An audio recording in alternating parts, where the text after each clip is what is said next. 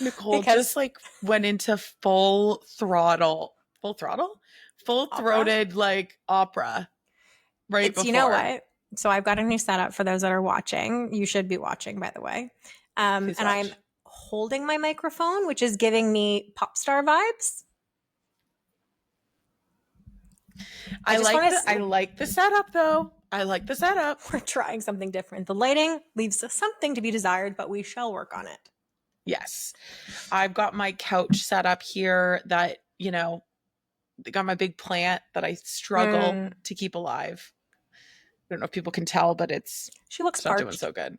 Yeah. Honestly, but it's dicey. How often does she need to be watered? Because sometimes she's a fickle bitch. I feel like it's like an avocado where it's like it's not ripe, not ripe, not ripe, ripe, and you have like literally 3 hours to eat it before That's it goes true. bad. That's very true. Anyways. Welcome back, everyone. I'm in a weird mood.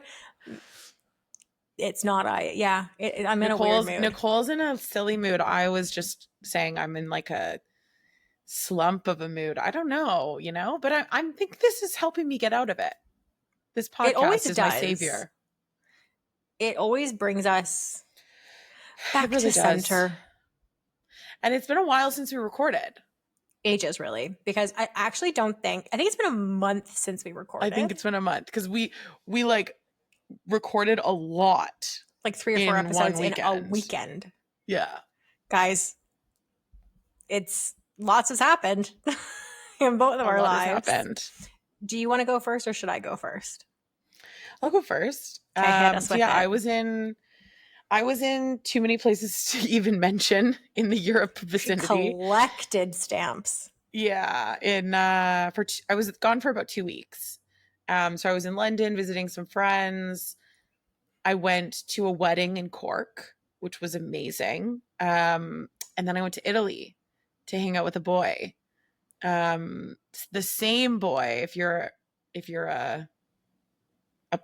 been listening for more than a year, then you'll remember Italian boy. What did we call him?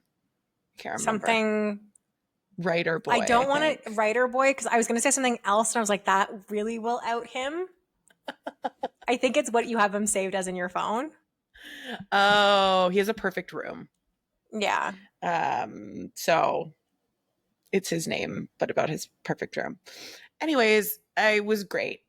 The whole trip was great. I came back fighting for my life. I was so tired because I basically was on a flight every other day for like 2 weeks.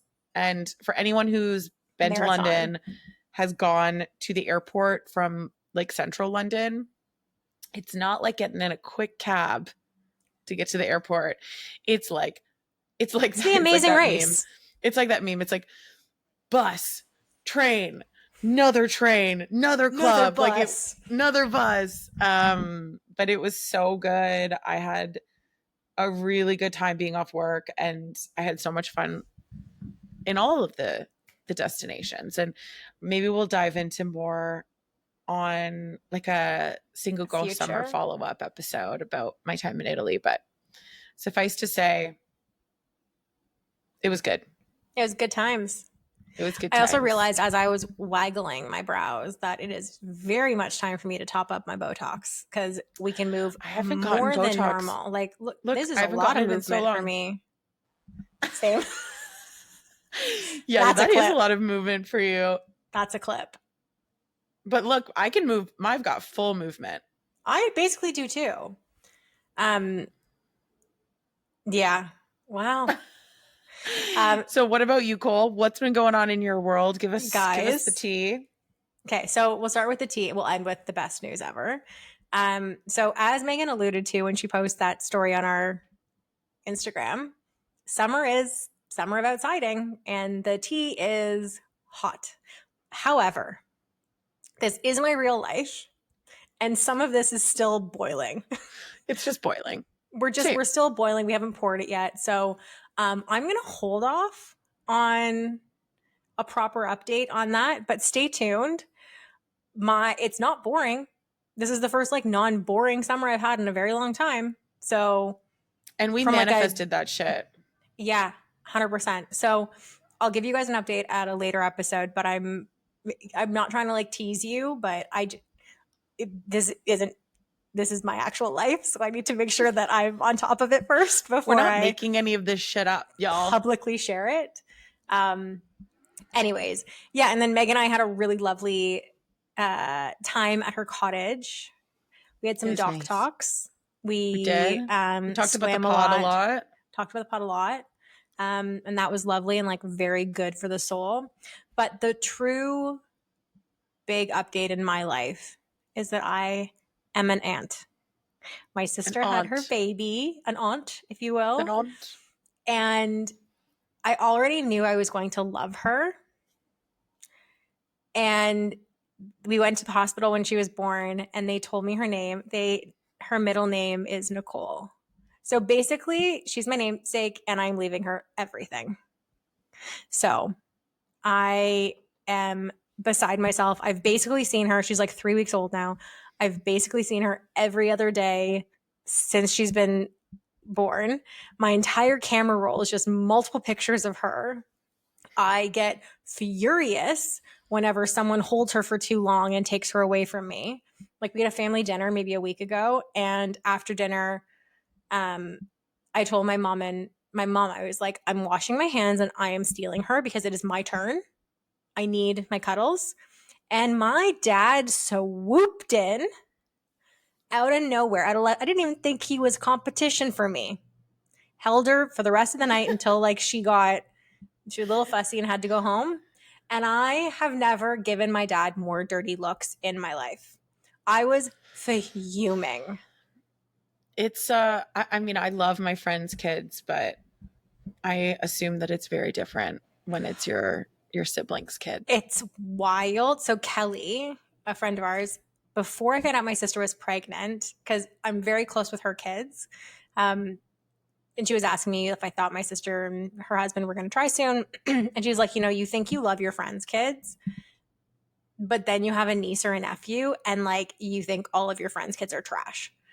And I was like, no, that's not true. Like I love all of these kids. Like there's no way.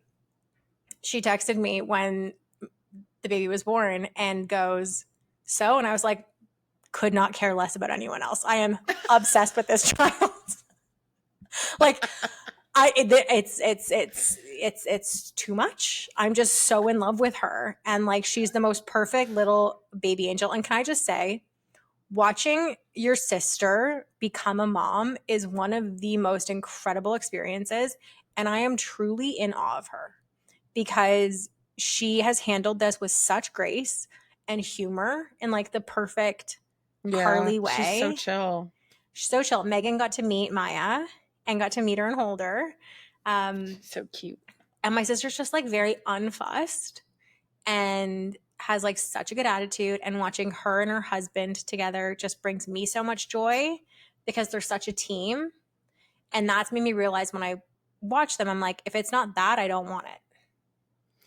Yeah, honestly, when I was up with Bridge, who just had a baby, like I think a week Mm-hmm. after Carly, or week before Carly, um, I was like, people aren't talking enough about how like you just birthed this baby. And she's like, Yep. what do you mean? And I was like, no, like hear me out here. Like I know how it works, but this is a miracle. Like, how are people doing this? Like, it's just a human.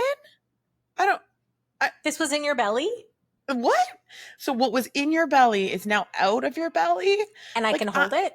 listen, I know people are probably like, yeah, no shit, Megan, but like, just think about it for a second. It's wild. It's Life, wild. wild. Anyways, Wild. it's been a really remarkable, amazing few weeks, and I am just full anti bliss. That was my So burp happy for right you. after that. Well, as an auntie, nice little segue. Mm-hmm. Also a big sister. Also big sister. I'm a big sister too, although in many ways my sister is far more responsible than I am. But I think I've learned some stuff. absolutely I have. think I And can bestow some wisdom. you're very big sister energy, Megan. I don't know what you're talking about. I'm giving No, you I that am. title. I am. So yeah, one of the things we talked about when we did our doc talks was kind of where the podcast is going and where we think the value that we offer can best be served. And the reality is we've come a long way in our 30s. We're both 36. We've been through a lot.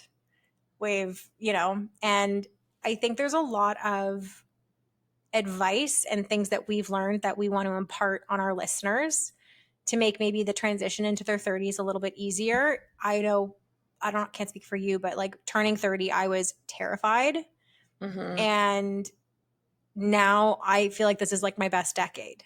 It's not without its, bumps and, maybe adjustments from what we thought things were going to be like. But if I objectively look at where I'm at and what's going on in my life, um, it's really been an amazing few years.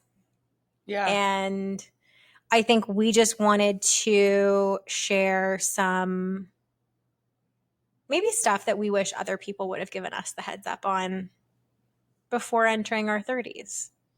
Yeah. And I think when we get the messages from listeners that love us, the things that they love are, these are typically women who are about to enter their 30s, Yeah. who love the advice and love feeling like they have a big sister in their ear to help.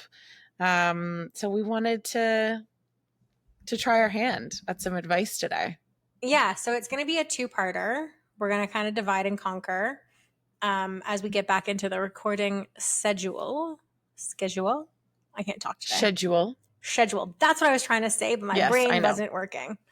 And we'll start with maybe just a few quick general ones, and then we'll go into more category specific. But like one of my top tips is, as someone who's dating, do not date someone who brags about being a good communicator, and do not date someone who complains about their ex or calls their ex crazy. Big one. Huge. Big mistake. Huge. Oh, I have to rewatch that movie. It's such a good one. So good. If you haven't seen Pretty Woman, that's what it's called, right? I just had a total Megan. I just had a total brain fart. I was like, am I using the right word? Yeah. We should also, sidebar, do like guide to movies, like from Megan Cole. We are connoisseurs. We are so well placed for that. Megan, the fact that we don't review content for like Netflix or something else, like we are their target demo. Very specific type of content though. 100%. So your reality, I'm true crime. Or I'm also true crime. Listen. Yeah, I'm a little bit into that. And then like rom-com. That's where we intersect. I would say romance as a genre. Yeah. Okay, I'll do one more, then you go in.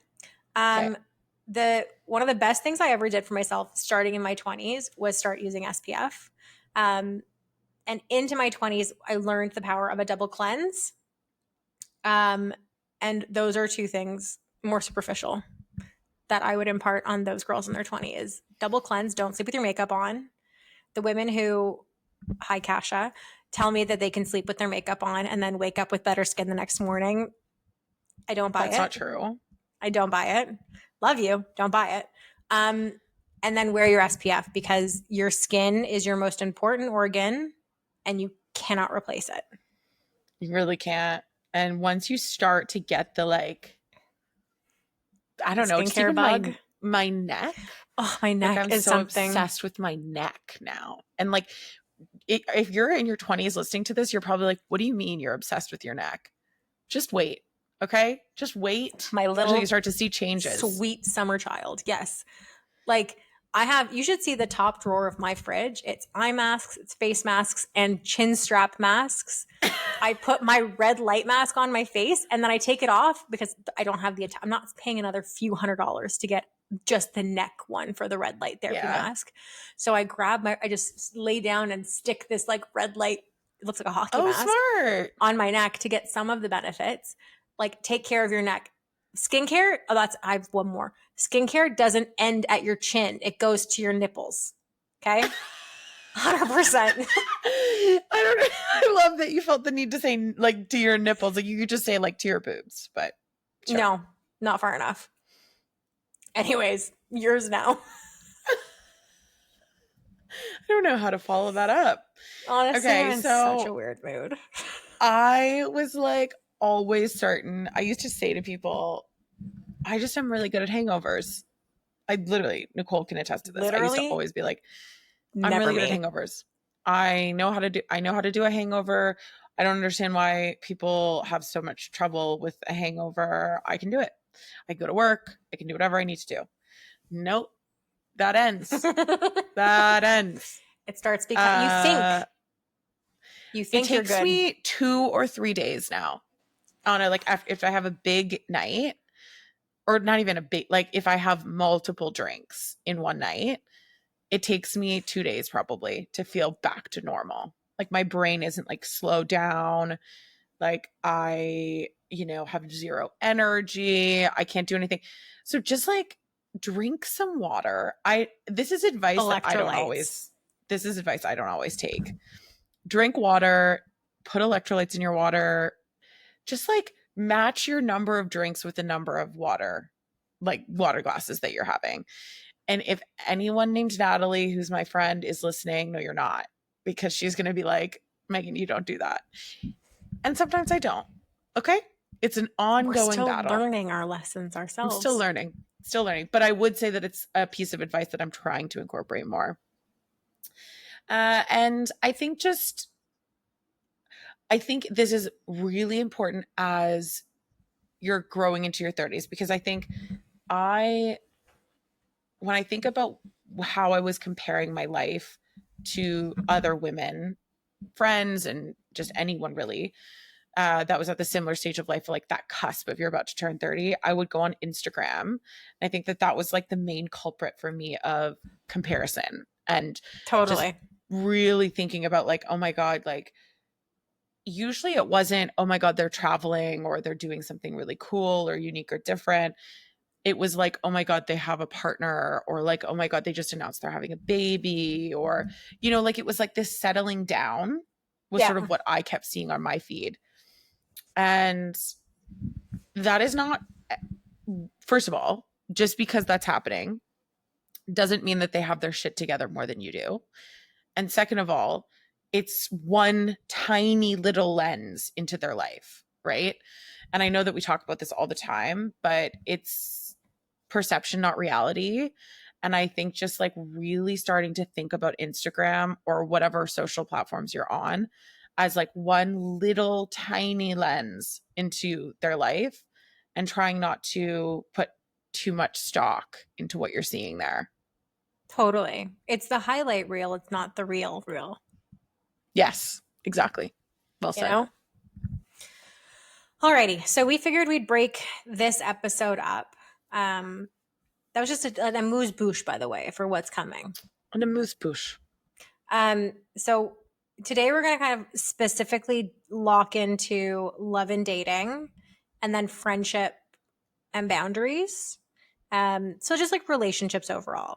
And I will say, not to speak for you as well, Meg, we're not experts at love and dating. And I feel like both of us are finally kind of finding our stride a little bit. Mm-hmm. But we've done the field work in a lot of this. We've got the bruises to prove it. Like, we've been through it. We have. And I think just if I was to think back to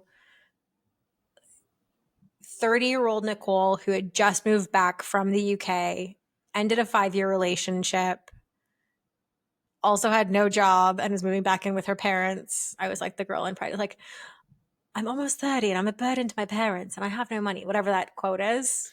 Yeah. Don't come for me.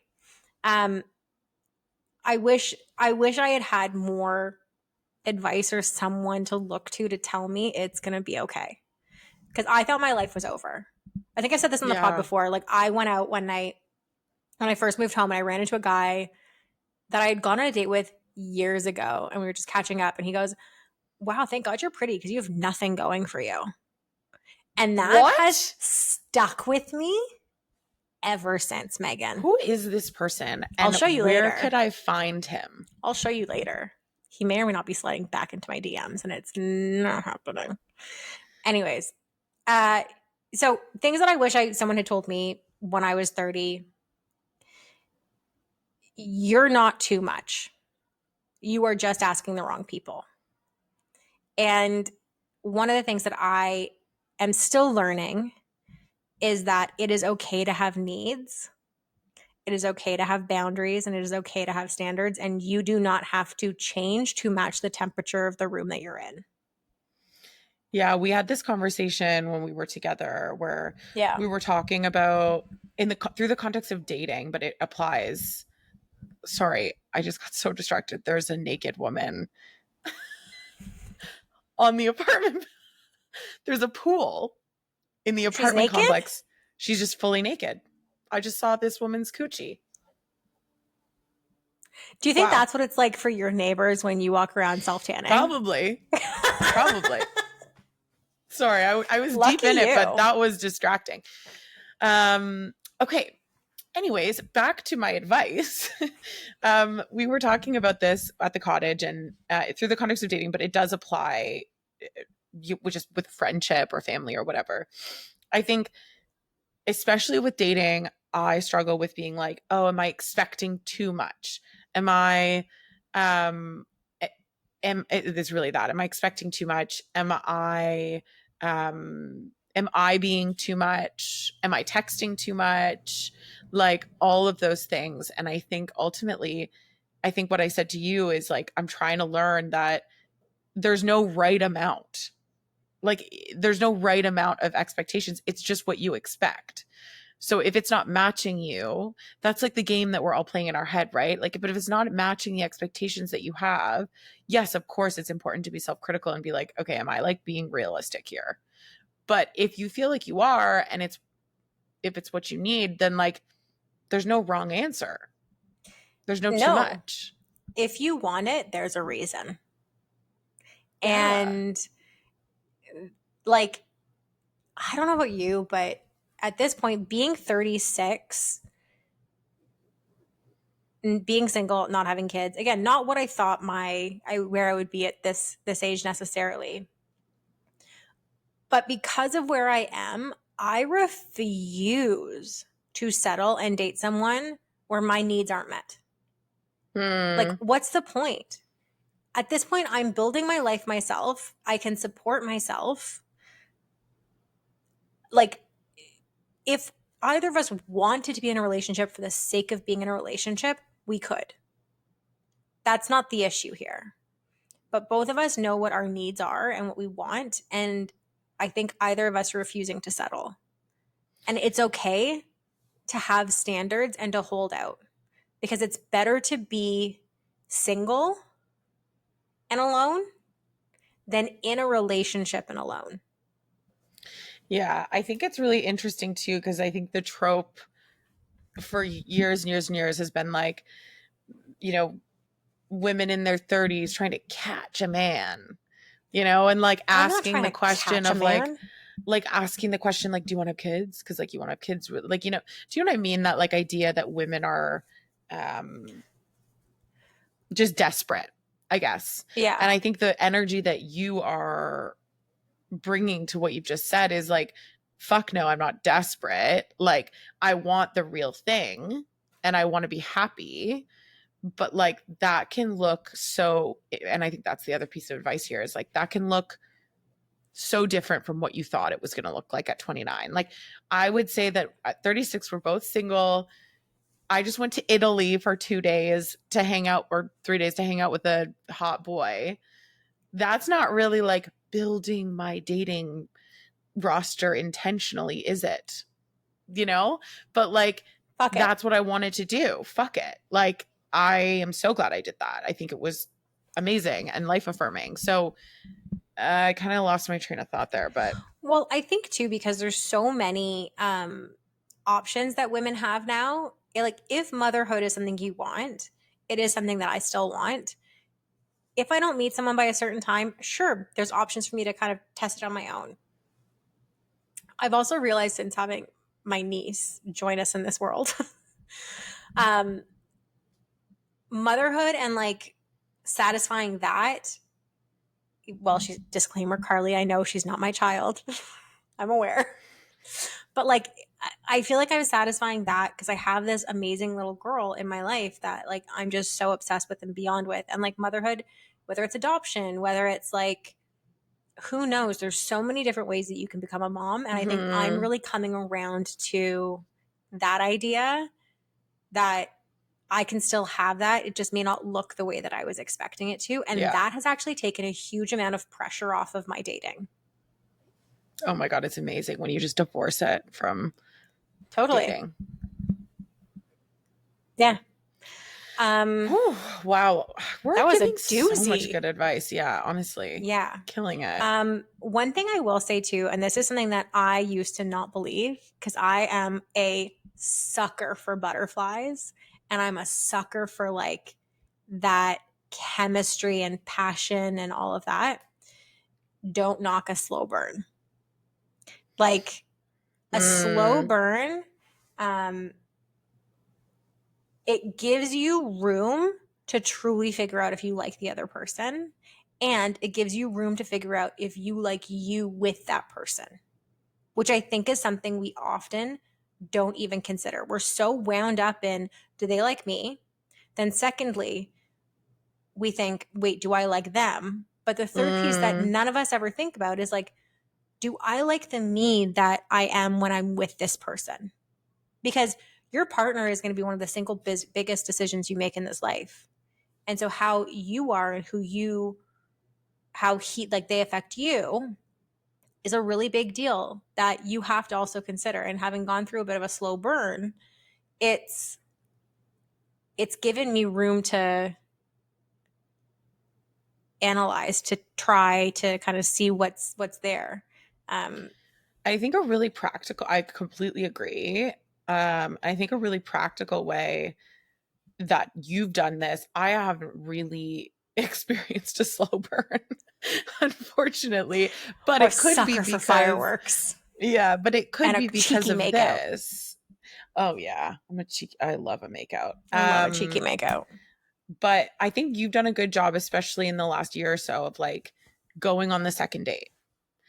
If it's, if it's, that's a really practical way of applying that advice of like, obviously, if it's an absolute no, don't go on the second date and make sure that, but Don't there are ghost. often time, don't ghost, but like there are often times where like it's a maybe, but it's not a heck yes. And I think in the past when I was younger, I was like, then it's a no. If it's not a hell yes, then it's a no.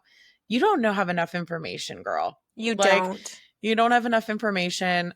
Go on the second date and then and ask the questions you need to ask, or make that date what you want it to be. Like, do you want it, were you unsure if you had good chat?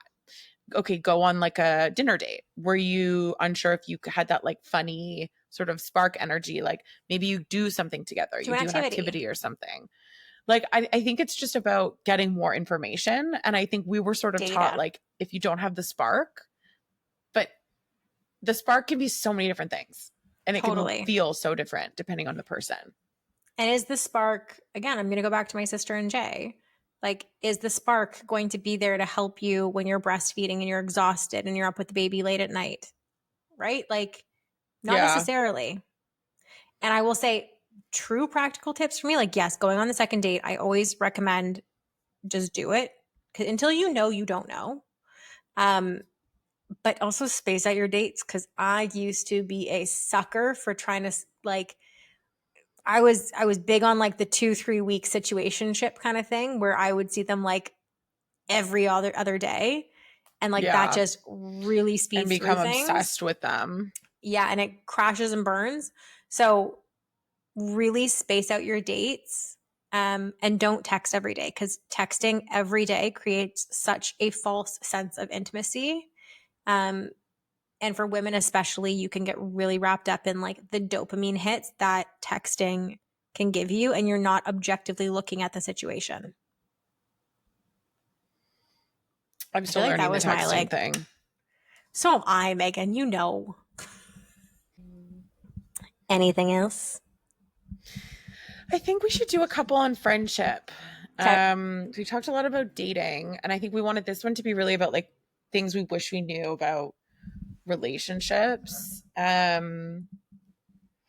think that the big thing, I was really afraid of what was going to happen to my friendships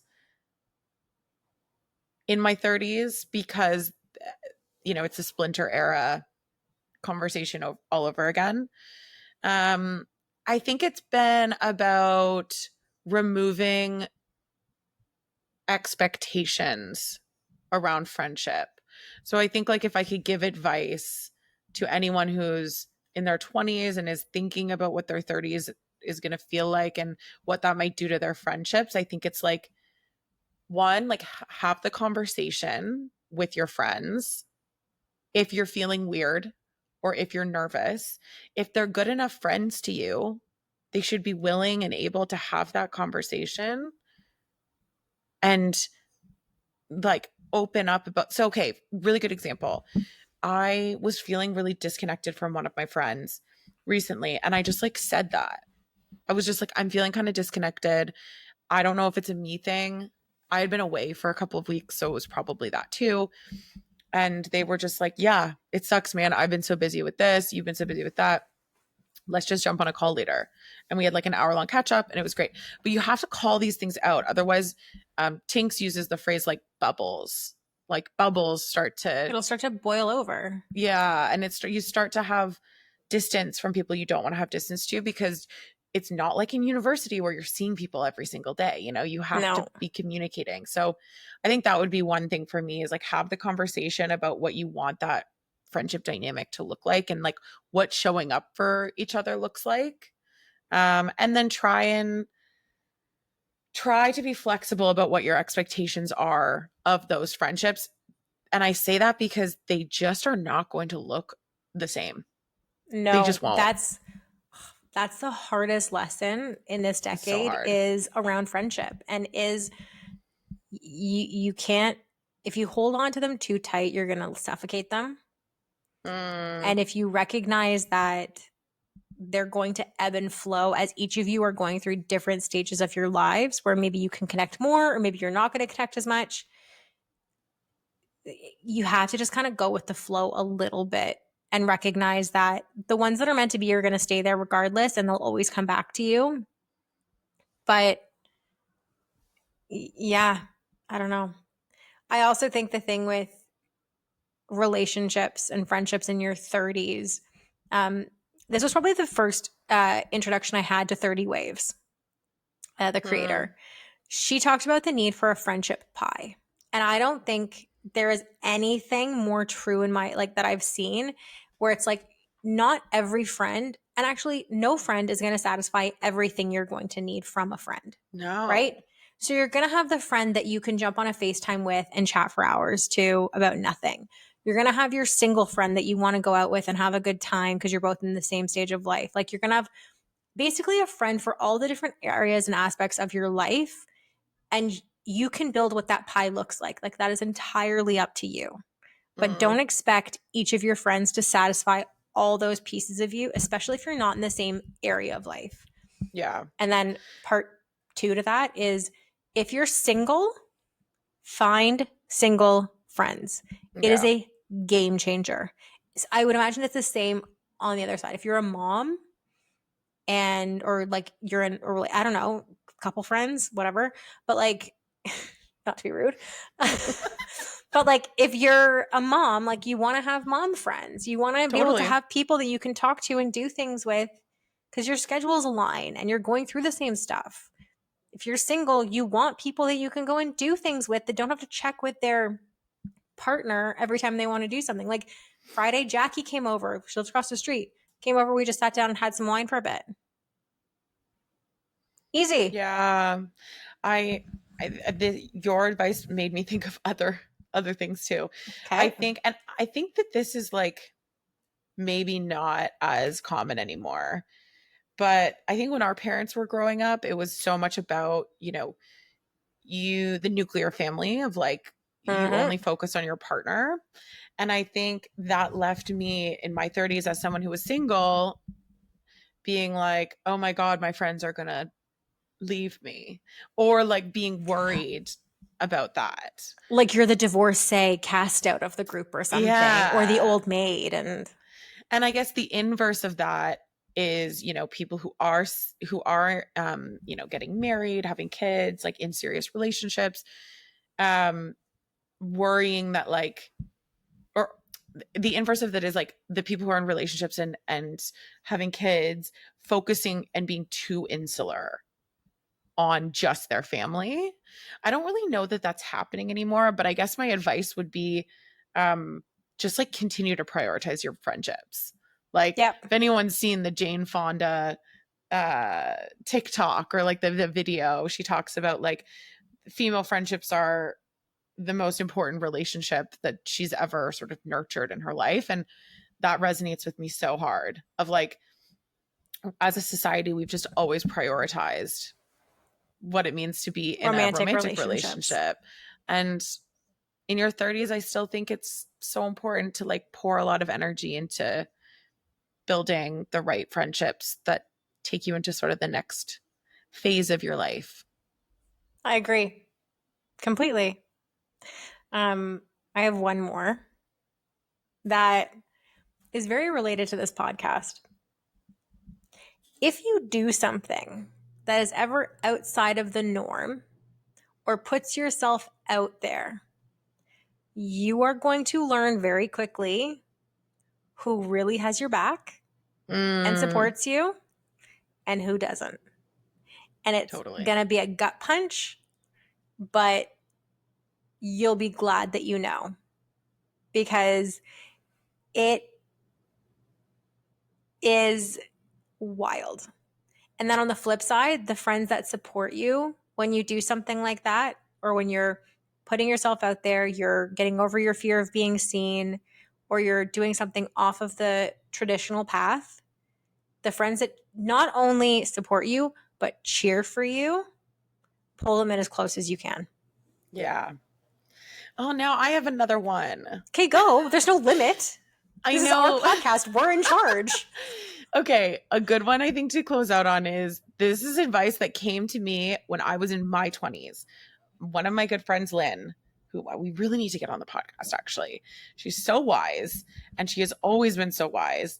And I said something to her like, I can't believe you're wearing that color. Like, that's not like a color that I associate that much with you or something. Or I didn't think you'd wear red or whatever it was. And she's like, I don't have to always be the same, Meg. And I was humbled and also just like, I was like, yeah, of course you don't always have to be the same. Like, I think that is some of my favorite advice for just life. But going into your 30s, I think as you have friendships that solidify, there's sort of this expectation that you like fit into a box Yeah. of like, you are this person. I know how you would act in your best friends being like, I know how Megan would act in every situation. And I know that Megan likes this and she doesn't like this. And she wants this and doesn't want this. And, fuck it all. Because the people Yeah. that you want in your corner are people who are willing to let you adapt. And I think I've done a lot of that in the last couple of years. That's like something that I've been thinking about. Like, I think that that's so important. And I know that Lynn Yeah. probably doesn't even remember saying that, but it's some of the best feedback I've been given. It's fantastic. Like, imagine if we were still the same we were in university. And Alarming. you trust me, you don't want to stay the same. It's No, boring. growing up is fun, especially if you allow yourself to grow Yeah. and evolve. Okay, so next time we're going to talk about career, money, self-worth stuff. I was gonna say self-worth shit, but that just felt weird. And like self-care. Yeah, self-care. Probably some beauty stuff thrown in there because we've learned a Yeah. lot. Yes. And But we will have the newsletter coming out. I know I didn't send one out in June. we're doing I'm a so summer sorry, newsletter. everyone. We're doing a summer newsletter. I was frolicking. And you know what? That is what summer's meant to be. Exactly. Okay. We love Well, you on guys. that note, bye. Go frolic. Bye.